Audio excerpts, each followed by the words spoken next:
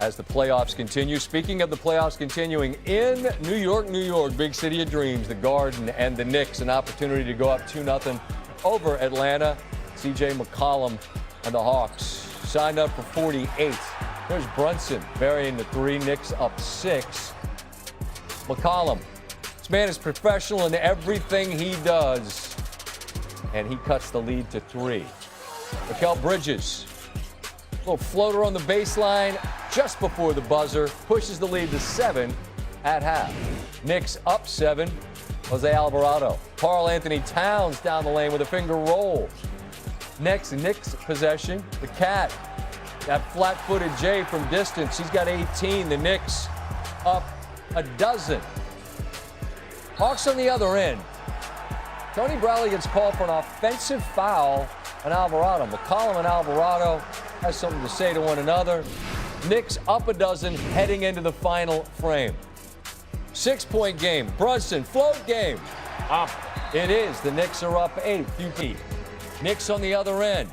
And Jonathan Kuminga with a big block of Brunson. On the other end, that's Jalen Johnson cutting the lead to just 1. Couple of plays later, here's when McCollum takes over with a handle down the lane, off glass. 1-point lead for Atlanta. They get a stop on the other end. Here comes McCollum again. Floater is good. And the lead is 3 for Atlanta. But right back at you on the other end. Brunson, all 3 of these were tied at 103. Under 40 to go in the game. McCollum, fancy little bit of shoulder to create the space, then the baseline fade away.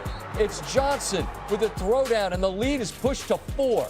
Game over? Not quite, because Brunson comes off the screen, rattles around and down. It's a 1-point game. They foul McCollum off the inbound. 5.6. I said professional in everything he does. This is not a good. This is a great free throw shooter, but he missed the first and then short arms the second. There's no timeout. That graphic, I think, had some people fooled. New York didn't have a timeout. Bridges settles for the J. It's no good. McCollum's 32. Push Atlanta to the 1-point win.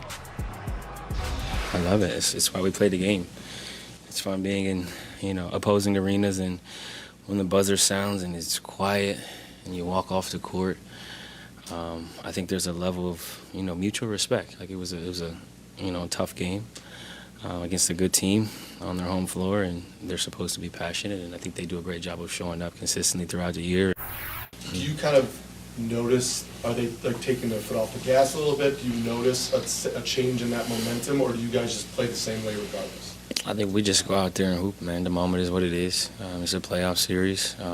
You probably picked us to lose in 5 or 6, I would imagine, just like everybody else. So I would say for us, it's just about going out there and hooping. Knicks up a dozen heading into the 4th, tying the largest blown lead in a scenario in the franchise's playoff history. It happened in Game 5 of the '94 Conference Finals against the Pacers. That was when Reggie dropped 25 and let Spike know about it. Here's some thoughts on this Knicks squad and what happened tonight. Obviously, I can control what I can control, and so poor decision making on my part, and a couple possessions they played great defense, knocked the ball in my hands. We just got to play better with the lead. That's twice in the 4th quarter now that we've done that.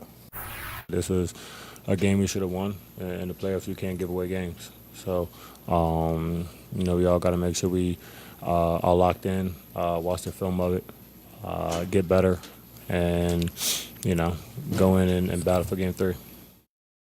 Joined now by Iman Shumpert, a man who knows that building well. The Garden's got a 12-point lead. You got 12 minutes on the clock. The Knicks can never coast to a victory in the playoffs, but I'm interested, Iman, in what most impressed you from the Atlanta perspective, and then what's most disappointing from the Knicks. Let's start with Atlanta and give some love first. What caught your eye that you were most impressed by? To call timeout at the end, they didn't have any, but the Knicks should have had this win, but it doesn't surprise me that Atlanta snuck one at all. Atlanta is that team that was dangerous as we thought. Tough one for the Knicks. It's a heartbreaker, but this is the playoffs. The Knicks were built for this, and they understand this. They'll have to go and steal one in Atlanta.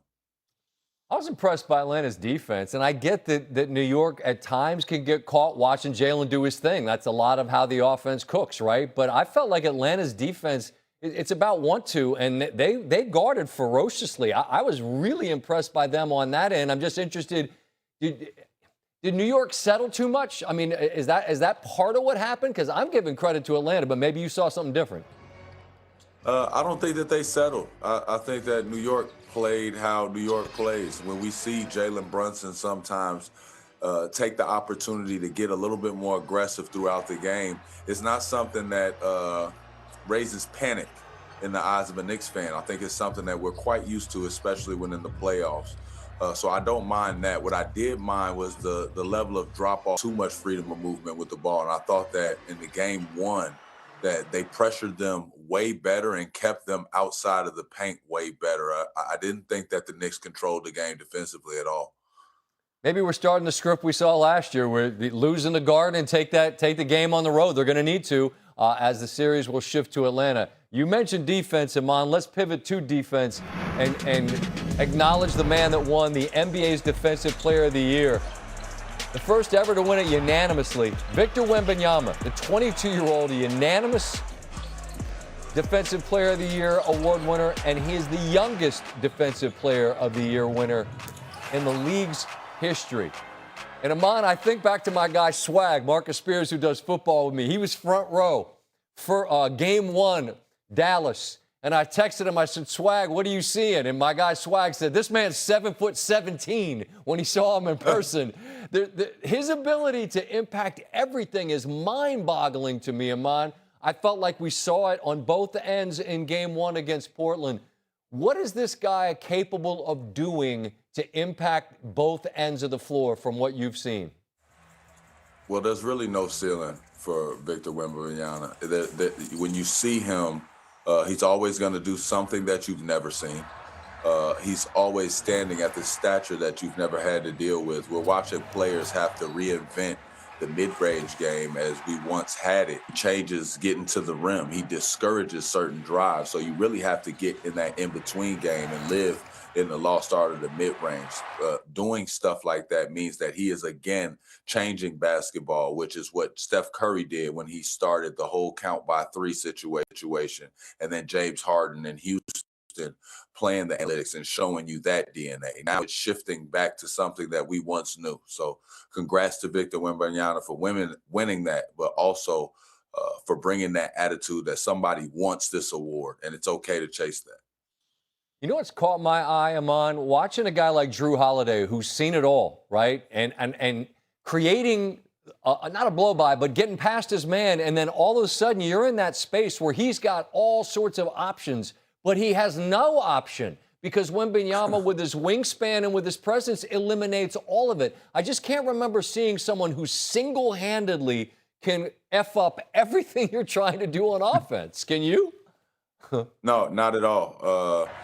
Probably one of those guys that comes, it's a generational thing. Right. You're not gonna get many guys that are able to do that. Change a shot, influence a shot, and then discourage a drive. Get out of here, man. It's crazy. I enjoy watching you in all the different programs. I appreciate you sharing a little time with me late night. Playoffs just getting started. Hopefully we can run it back somewhere down the road.